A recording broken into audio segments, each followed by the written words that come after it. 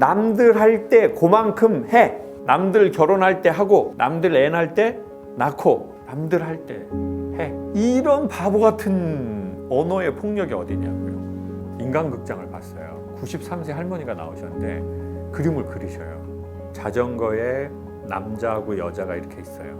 할머니, 이 남자 여자는 누구예요? 그랬더니 첫사랑.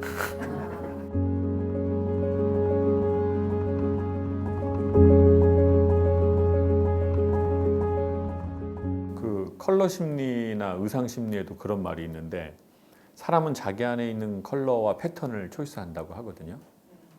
의식적, 무의식적으로. 네. 반드시 그런 건 아니지만 영향을 분명히 받긴 하겠죠. 그러니까 여러분이 오늘 입고 오신 의상이나 패턴, 디자인, 컬러, 이런 거는 우리의 보통 의식적, 무의식적인 어떤 그날의 감성이나, 아니면 또 옷이 없어서 지금 우리가 입고 온 이 옷 외에는 없어서 뭐 다 빨래를 했거나 그럴 수도 있지만, 어디에 가면 확실하냐면요, 옷장을 열어봤는데 비슷한 패턴의 옷만 계속 입는 사람이 있어요. 그냥 뭐 어떤 분은, 여성분들은 치마의 초이스가 있는데 치마는 없고 계속 바지만 입다든지, 바지는 없고 치마만 입다든지, 아니면 되게 이제 끝부분이 이렇게 칼같이 떨어지는 것만 입는 분이 있고, 어떤 여성분은 막 레이스 막 이런 게 입는 분이 있고, 어떤 여자분은 아우 나 레이스 싫어 나 막 이런 분이 있고, 어떤 여자분은 마스크도 레이스만 하는 사람이 있어. 마스크도 분홍 아니면 안 해. 이런 여자분이 있어요. 네. 그러니까 이제 우리가 선택하고 반복해서 선택하는 컬러나 패턴에는 우리의 감성이 되게 많이 묻어날 확률이 높다고 보면 되겠죠. 그러니까 이제 우리가 하는 뭐 액세서리나 옷이나 뭐 신발이나 뭐 이런 걸 봤는데, 그럼 대충 이렇게 보이지 않겠어요? 그리고 또 거의 그것만 입는 사람이 있어요. 그러니까 우리나라의 예전부터의 이 의식, 보이지 않는 의식과 무의식은 네가 누군진 중요하지 않아인 것 같아요. 네가 무슨 색깔을 타고, 너 그 씨앗의 그 색깔의 씨앗을 타고난지는 중요하지 않아. 네 또래 거를 해. 그리고 너 여자면 여자에 걸맞게 행동해. 남자면 남자에 걸맞게 행동해. 나이가 먹었으면 나이에 걸맞게 행동해. 그러니까 그 요인이 내부에 있지 않고 되게 외부에 많이 있어요. 네. 그리고 또 뭐 결혼했으니까, 야, 결혼한 아줌마가 무슨 옷을 그렇게 입고 다니냐? 이런 보이는 보이지 않는 소리가 있고요. 그 소리를 되게 많이 들은 사람이 어떻게 되냐면, 이게 자기 안으로 들어와서 이제는 더 이상 외부에서는 그 소리를 하지 않는데, 자기 안에 있는 소리가 자기한테 계속 무의식적으로 말하는 사람도 있어요. 소리 없는 소리로. 한국은 뭐, 아유 아줌마, 내가 아줌마가, 저 아줌마가 왜 저래? 그럼 이젠 주변에서 그렇게 말 안 하는데, 내 안에서 내가 나한테 아유 내가 아줌마인데. 그리고 또 숫자, 아우 내가 이 나이에, 이 나이에 뭐. 그래서 그 숫자 안에 되게 갇혀 살아요. 그 숫자의 담벼락을 못 넘는 거예요. 아우 내가 이 나이에 뭘 하겠어. 제가 그림을 좀 샀거든요. 근데 제가 그림 볼 줄 몰라요. 그림 공부를 한 적은 없어서. 근데 이제 인간극장을 봤어요. 근데 인간극장에 한 93세 할머니가 나오셨는데 그림을 그리셔요. 근데 그림을 배운 적이 없어요. 80세 때부터 그림을 그렸대요. 근데 그 할머니 그림을 보는데 그냥 끌리더라고요. 근데 집이 광양이에요. 전라도. 그 다음날 바로 광양으로 갔어요. 그래서 아드님이 화가고, 근데 이제 이 할머니가 결혼을 3번 했어요. 근데 이제 다 너무 슬픈 사연인 거예요. 그래서 아드님하고 살아요. 3번째 남편에게서 난 아들하고. 이 아드님이 화가인데 사람들이 정말 너무 좋으시더라고요. 근데 이 할머니의 시그니처 그림이 큰 나무 밑에 꽃이 막 펴 있고 자전거에 남자하고 여자가 이렇게 있어요. 손을 잡고. 그래서 제가 할머니 이 남자 여자는 누구예요? 그랬더니 그 여자는 자기라는 거예요.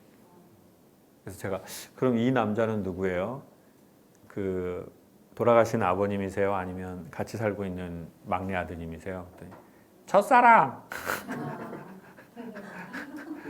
저는 그때 머리가 너무 기분이 좋았어요.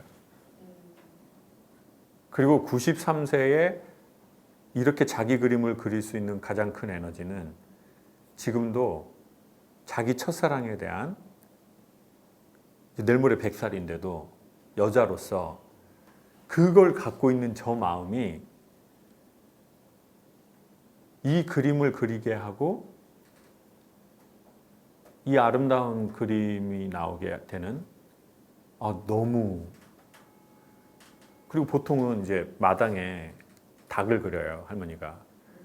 그러면 보통 닭이 수탉이 한두 개고 암탉이 여러 개잖아요.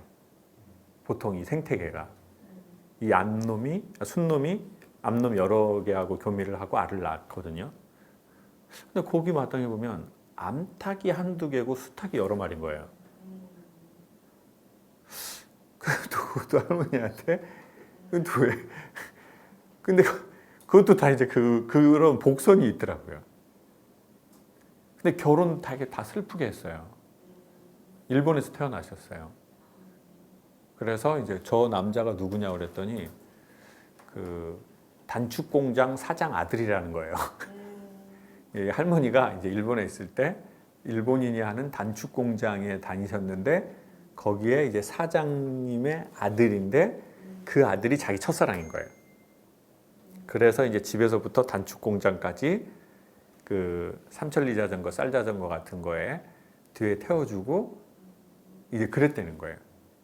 그랬는데 이제 10대 후반에 이제 결혼을 한 건 아닌데 임신을 했어요. 그래서 이제 뭐 결혼을 하려고 이러는데 해방이 돼버렸어요. 그래서 강제로 한국으로 오게 됐어요. 그리고 그 남자는 일본에 남아있게 됐어요. 임신한지 모른 채. 근데 이제 한국에서 아이를 낳았는데 돌아갈 수가 없는 상황이 된 거예요. 만날 수도 없는 상황이 되고. 그래서 두 번째 분하고 결혼을 했는데 그분은 되게 이렇게 정신적으로 좀 장애가 있는 분하고 했는데 이제 막 폭력적이고 막 도무지 살 수 없고 이러니까 헤어져서 이제 세 번째 결혼을 했는데 이제 되게 좋은 사람이셨는데 이분은 또 돌아가셨어요. 그러니까 할머니의 인생이 내일 모레 100살인 여성으로서 결혼을 한 번 하고 이별을 한 번 해도 힘든데 세 번의 결혼을 하고 세 번의 이별을 한 거잖아요. 그런데도 이 할머니의 삶을 지탱하는 게 무엇인가? 그거는 제가 보기에는 그 자기로서 자기를 찾고 싶은 마음인 것 같아요. 근데 우리는 보통 그 정체성을 자기의 역할로 되게 많이 찾는 것 같아요. 네. 역할이나 의무. 뭐 처음에 태어났으면 누구네 집 딸. 그래서 우리는 또 희한하게 뭐 첫째 다르고 둘째 다르고 뭐 중간에 끼네 다르고 뭐 막내 다르고 뭐 첫째랑 둘째랑 나이 2살 차이 나는데 네가 큰언니야. 네가 큰언니야. 네가 잘 돼야 돼. 네가 잘 돼야 동생들 다 잘 돼. 큰언니 잘 안 돼도 동생 잘 되는 집이 많거든요. 그리고 해봐야 꼴랑 1~2살 차이예요. 걔네가 무슨 뭐 사회 나오면 뭐 1~2살 뭐 3~4살도 뭐 다 친구고 뭐 그러는 게 세상인데, 그러니까 이제 우리는 그 1살 안으로 제가 보기에 나이가 많은 애는 과도한 부담을 느끼거나 나이가 어린 애는 과도한 해방을 해버리더라고요. 그러니까 그 역할론으로서 사람을 찍어버리는 거, 프레임 안에. 아니면 숫자로 찍는 거. 아니면 성별로 찍는 거. 뭐가 이게 너무 많아요. 제가 보기에 한국 사회가. 고전적 한국 사회는. 그래서 네 색깔이 무엇인지는 중요하지 않아. 너 엄마면 엄마에 맞는 색깔을 내. 좀 엄마에 맞는 옷을 입고 다녀. 야, 그 옷이 엄마로 좀 맞니? 이거 찢어진 거 빨리 꼬매. 막 이렇게. 그래서 할머니들은 꼬매줘, 또 그거를. 아이고, 우리 며느리가 돈이 없구나. 이걸 2개나 찢어졌네. 아이고, 겨울에 얼마나 추울까. 바람도 많이 들어오고. 그러니까 하고 다니는 헤어스타일부터, 옷 입는 스타일부터, 말투부터, 행동, 모든 것이 자기에게 맞춰져서 자기에게 맞춰서 사회로 맞추는 게 아니라, 사회를 배려하는 게 아니라 역할론으로, 숫자로. 그러니까 나중에는 어떤 줄 아세요? 자기의 컬러의 씨앗이 있거든요, 인간은. 근데 그거를 뭔지도 모르겠는 거예요. 그러니까 뭐가 편해요? 그러니까 물건 살 때 뭐라고 해요? 요즘 뭐가 제일 잘 나가요? 아니, 그게 뭔 말이냐 말이에요. 미국에 가서 버거 시킬 때도 이런다고요. 패티는 적당히 구워주시고요. 케찹은 빼주세요. 샐러드는 뭘 한 장 더 넣어주세요. 치즈는 더블로 할게요. 이게 되게 많잖아요. 그 햄버거 하나 먹는데도. 근데 우리는 짜장 먹을래, 짬뽕 먹을래? 아무거나 먹어. 그냥. 야, 니네 시키는 거. 그리고 뭘 또 시키려고 그러면, 난 저거 먹고 싶지 않은데? 또 나만 또 이거, 게살볶음밥 먹으면 또 이거 너무 이제 그러는 거 아닌가, 분위기상. 이러는 것도 많고. 그러니까 먹는 거, 입는 거, 사람을 만나는 거, 모든 거에 자기 스스로 자기 안에 성찰하다 못해 검열하는. 그러니까 제일 편한 게 뭐예요? 색깔 없는 게 편해요. 한국의 되게 큰 흐름 중에 하나였던 것은 남에게 되게 관심이 많거든요. 이 남에게 관심이 많다는 건 2가지인데, 첫 번째, 저 사람이 나를 어떻게 평가하는지에 되게 관심이 많은 게 있어요. 그러니까 네가 나한테 뭐라고 평가하든지 간에 난 나야, 그냥. 내가 너한테 무슨 피해를 준 것도 아니고. 이렇게 사는 삶이 있는가 반면에, 저 사람이 나를 어떻게 생각하지? 그것도 심지어 지나가는 그냥 사람인데, 나 다시는 볼 일도 없는 사람인데, 대부분의 사람들은 다 그냥 수근덕거리는 거거든요. 나하고 진짜 마주치는 사람들은요, 일상에서 20-30명도 안 돼요. 한번 계산해 보세요. 나하고 계속 마주치고 나한테 영향을 미치고 이러는 사람 20명도 되게 어려울걸요. 근데 그 외에 그 20명, 15명 밖에 있는 수많은 사람, 그리고 누군지도 모르는 사람, 그 사람 내가 나를 어떻게 생각하지? 대부분 그게 되게 많거든요. 눈치를 많이 보고 배려를 많이 하는 사람들이. 그러니까 또 자기의 어떤 상이 있어요. 나는 친절한 사람이 돼야 돼. 누군가가 저한테 그러는 거예요. 강사님, 저 진실한 어떤 목소리를 내고 싶은데 어떻게 해야 되나요? 그럼 진실한 사람이 되면 됩니다. 진실한 목소리라는 게 어디 있습니까? 그냥 진실한 사람이면 그 사람이 그냥 자기의 원초적인 말투를 해도 진실하게 느껴집니다. 캐릭터로. 그러니 결국 나중에 최고의 언어 중에 하나는, 물론 이제 잠깐 만나고 헤어지는데 증명해야 되는 거면 또 다르거든요. 근데 그냥 일상을 오래 공유할 사람들의 가장 큰 언어는 반복되는 행동이라고 했거든요. 그러니까 그 반복된 행동이 일괄적이면 그건 그 사람의 가장 언어거든요. 인간의 시간이 한정판이니까 그 한정적인 시간 안에서 선택하시면 좋을 것 같아요. 그러니까 인간의 시간이 상당히 많고 뭐 몇만 년, 몇십만 년 정도 되면 그래 내가 뭐 이번 생은 이런 지역에 뭐 이런 남자를 만났고 이런 집안에서 태어났으니 나 그냥 그렇게 막 불화를 일으키기 싫으니 이렇게 한번 나 맞춰줄게 뭐 이럴 수 있다고 생각하거든요. 근데 인간의 시간은 매우 한정적이라는 거죠. 그 누구도 나의 억울함을 내 죽음 앞에서 해결해 주는 사람은, 책임져 주는 사람은 없다고 생각해요. 그리고 삶의 마지막에 가서 누구를 핑계대는 것도 아무 의미가 없고 내가 이런 지역에서 태어났기 때문에 이렇게 살았네. 내가 이런 남자를 만났기 때문에 이렇게 살았네. 삶의 마지막 앞에서는 전 철저한 자기 혼자와의 마주침이 있다고 생각하거든요. 그럼 그때 후회하지 않거나 그때 조금 덜 후회하는 방식을 선택하는 게 괜찮은 것 같아요. 왜냐하면 대부분의 소리는 실상 같지만 허상이에요. 우리가 생각하고 고민하고 근심하는 일들은 실제에서 거의 이루어지지 않아요.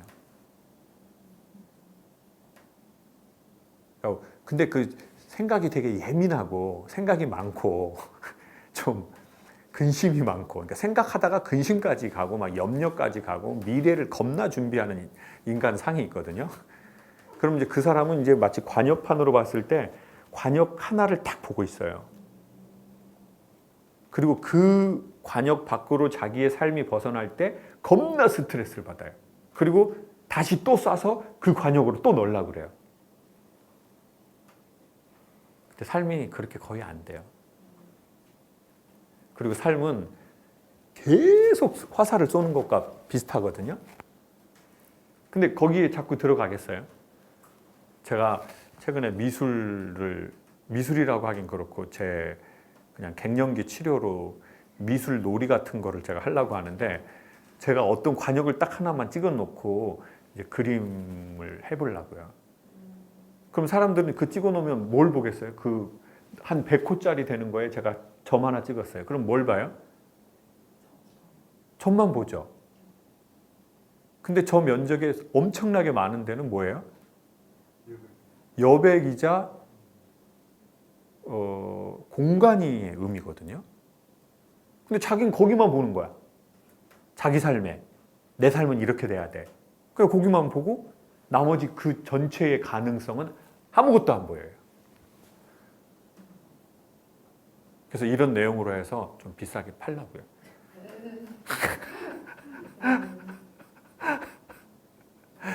당신의 그 점만 보지 마라. 그 점에서 당신의 삶이 어긋났다고 해서 당신의 삶이 망한 거냐? 이 나머지 가능성은 어떻게 할 거냐? 내 인생은 이렇게 펼쳐져야 돼. 근데 내가 그러면 내가 그게 세밀하게 원하는 정도면 그만큼의 나는 내 이거냐는 거예요. 우리의 소망이 우리의 몸보다 더 빨라요. 우리의 안목이 우리의 현실보다 훨씬 예민해요. 그래서 그 점이 거의 그렇게 안 돼요. 그럼 나머지 그 1000호짜리의 나머지 여백은 다 뭐냐고요. 그건 다 가능성을 말하는 건데. 인생은 너무 짧으니 너무 그 점만 보지 마라. 그리고 그 점에서 벗어났다고 해서 자기의 삶이 무슨 다 끝난 것처럼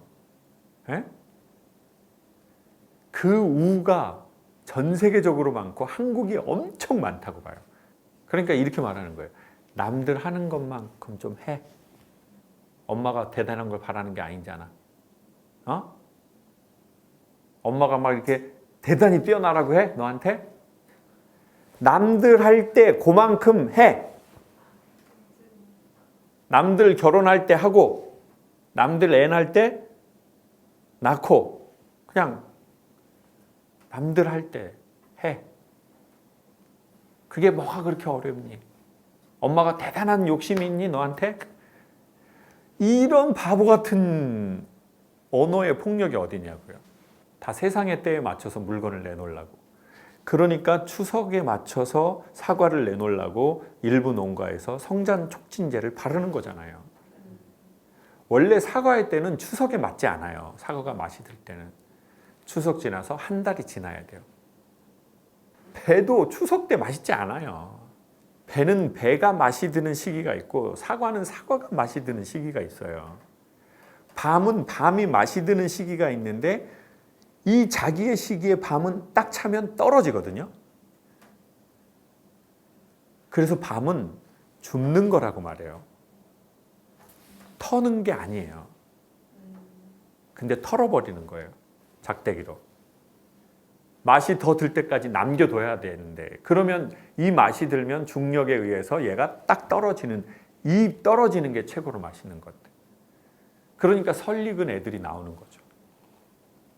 설익은 인생이 나오는 거죠. 자기의 때에 한 게 아니니까. 근데 전 이게 사과 배 이야기가 아니고요. 삶이 그것과 너무 똑같다고 생각해요. 자식 교육이 그거랑 너무 똑같죠. 자식들은 다 각각 자기 고유의 사이클이 있어요. 얘는 때로는 휴학을 할 수도 있어. 얘는 학교를 포기할 수도 있어.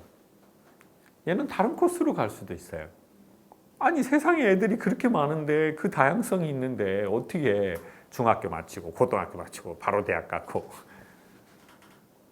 바로 직장 얻고 어떻게 인간의 다양성을 그렇게 편협하게 몰아세울 수 있습니까? 근데 문제는 뭐예요? 사회가 몰아세운 애들보다 더 심각한 사람이 자기 안에 있는 자기가 자기를 몰아세우는 케이스 같더라고요.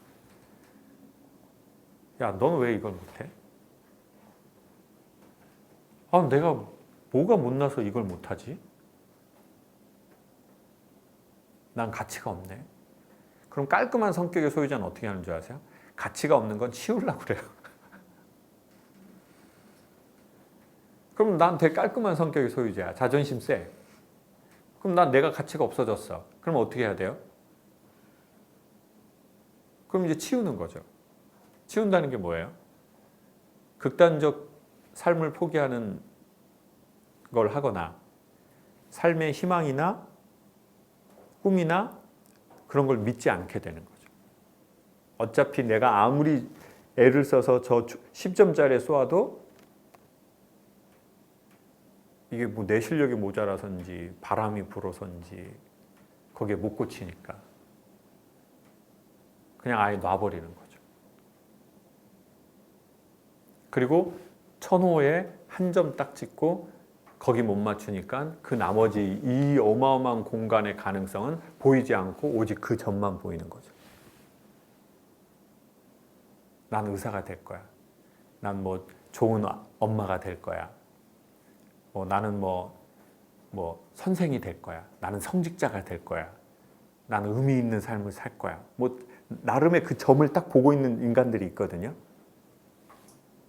너무 빡빡하게 사는 거 아닌가? 이 사고 체계들이 그 나머지 어마어마한 가능성과 공간은 보지 못한 채 그 딱 한 점으로. 한국은 그게 심한 나라가 평균 확실한 게 맞습니다. 그리고 그런 무의식적이고 의식적인 세계의 반작용의 영향을 목소리와 말투와 눈빛과 근육과 신경은 다 받게 돼 있는 거죠. 그러니까 반응하는 자세와 태도 이것도 다 그러면 거기에 영향을 받거든요. 내가 이런 상황이 올 때 이런 자극이 올 때 내가 고유하게 반응하는 행동 패턴, 말투, 눈동자, 감정 처리 방식 그러면 이제 우리가 다 그게 보통 셋업 되거든요. 그리고 보통은 그게 바뀌지 않고 이제 그게 굳어가죠. 왜? 했던 대로 해야 편안하니까. 좋은 방식이라고 해도 했던 대로 하지 않으면 처음에 성과가 잘 안 나요. 그리고 대개 모든 사람들은 불안해요, 그걸. 자연스럽게 해야 돼 이렇게 생각하죠. 근데 사실 그건 자연스러운 게 아니라 길들여진 방식으로 하는 거거든요. 해왔던 반응했던 방식으로 사는 거지 진짜 자기에게 좋은 방식이라고 보기는 어렵죠. 긴 타임으로 본다면.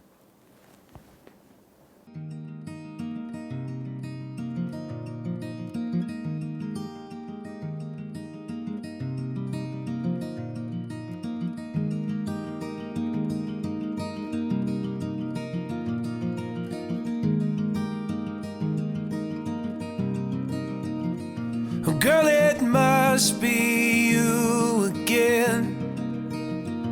You have gone straight to my head. Take the pills and go to bed, but I'm still hooked on this. Well, you are sacred in a way. I don't know God, but still have faith that He will manifest some way when I am next to you.